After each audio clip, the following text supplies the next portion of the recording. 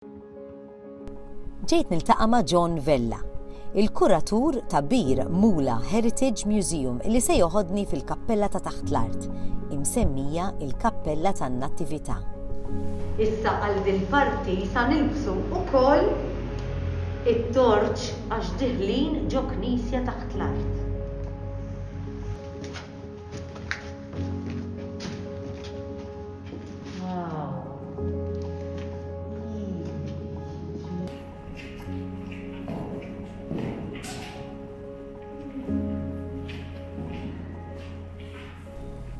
John, ġifieri din il-parti li qiegħda fiha jiena, x'kienet eżatt qabel ma saret kappella? Mela, dinha kienet parti minn ar naturali fil-ġemp tal-olja, aħna hawnhekk insibuha bħala l-olja tal-ġonna din-naħa, u jidher li qrib il-lejt minn is-seklu 8, ġifieri din qegħdu bejwet sena 780 wara Kristu. Kellek ħafna minn dawn l-eremiti u patrijiet Byzantini qegħdin jaħarbu mill-persekuzzjoni tal-ikonoklazmu. Kienu qed jitkissru affarijiet li huma ta' arti finalment. U ħarbu lejn it-truf tal-Kristjanità ta' dak iż-żmien. Malta jidher li ġew ukoll u din hija xhieda ta' hekk li qegħdin fiha dil-parti hija l-parti li tħaffret fil-blat biex tifforma l-ewwel qisu knisja Byzantina ġew hawnhekk. Li qed tara hija l-parti fejn ġeneralment kien ikun l-qassis.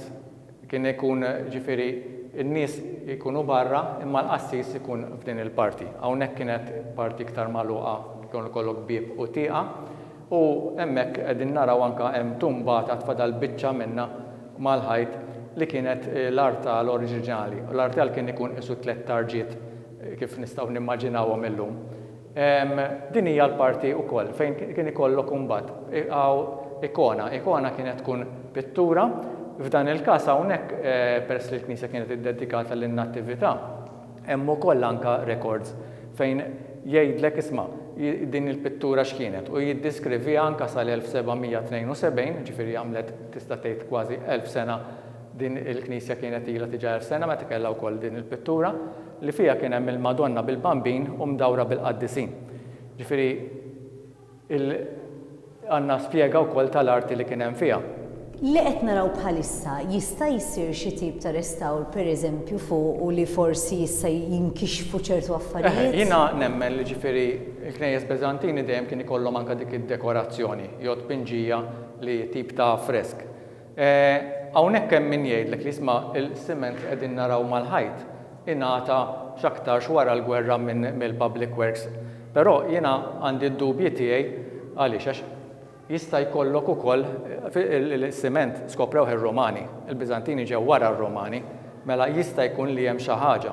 Ġifieri dan siment. Iva, dan. Mela aħna nafu żgur illi taħt dan xi ħaġa hemm. Hemm għandek il-ġebla Maltija, illum bil-scanning li jista' jsir ukoll tista' tippenetra materjal bħas-siment u tkun taf x'kien hemm.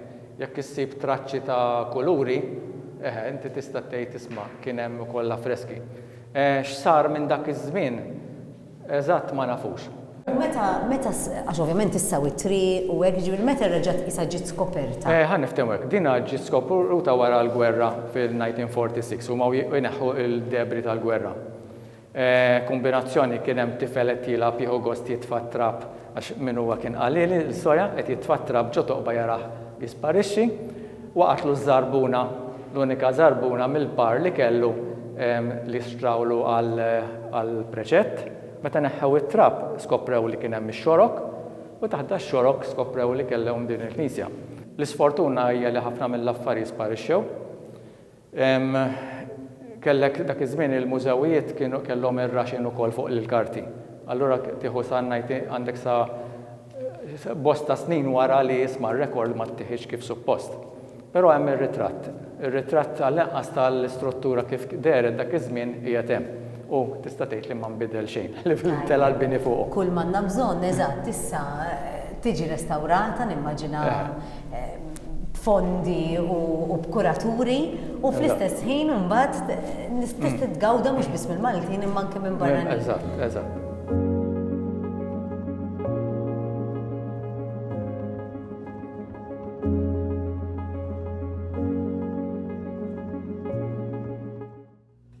If you're enjoying my local travels around Malta and Gozo, then make sure you like, share with all your friends and subscribe for more.